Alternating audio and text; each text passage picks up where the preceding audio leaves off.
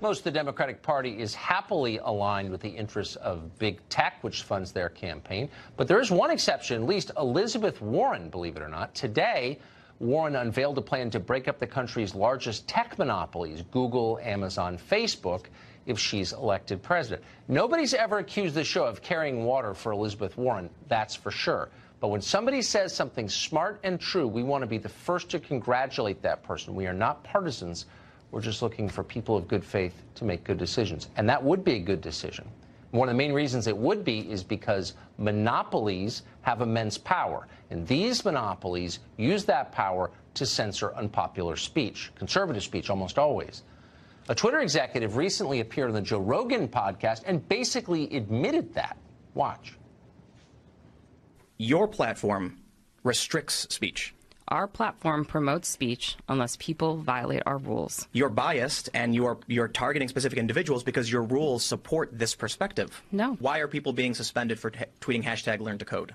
Some of these tweets actually contained death threats, wishes of harm, other coded language that we've seen to mean death to journalists.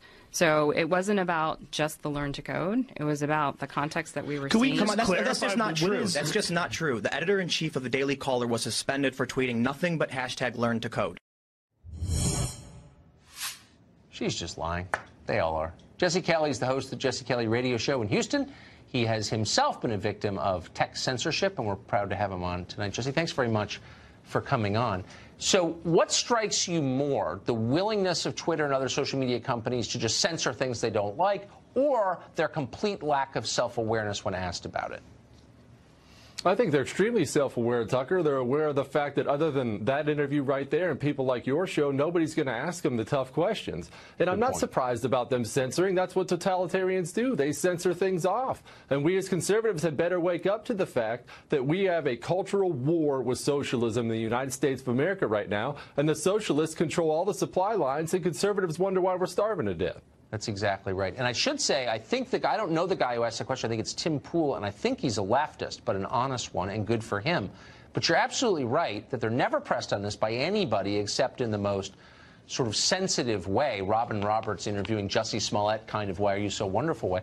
And that confuses me because journalists have everything at stake in the First Amendment. They should be opposed to censorship. They usually have been. Why are they no longer opposed to it?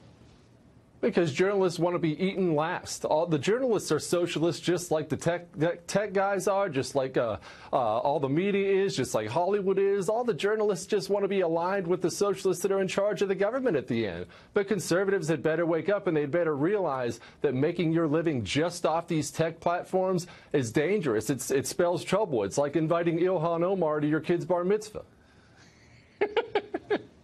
I mean, if only conservatives controlled a branch of government or a chamber of Congress, maybe someone would do something about it.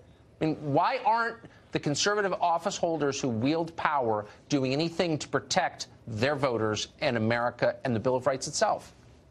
Well, Tucker, they should. They should be treating these tech companies like publishers. They are publishers. They censor out conservatives. They only censor out conservatives. And they've never censored out liberals off there, so they should change what these tech companies are most scared of. But then again, you and I both know Congress is going to screw that up, too. Congress can't do anything right. Congress couldn't sell cat litter at an event for feminists. I'm not allowed to laugh at that, so I'm not. I'm just going to nod like I don't even understand what you're saying. Okay, so if Elizabeth Warren comes out, who I don't think I haven't made a lifetime habit of complimenting, if she comes out and says, let's break up the tech companies, let's get this under control, why wouldn't Republicans ally with her in that one thing? Because I think if you give Elizabeth Warren that kind of power, what's she going to grab next? Yeah, it sounds nice to break up Amazon and Google and these things that frankly, they scare me too, how big and powerful they are. And I know they scare you.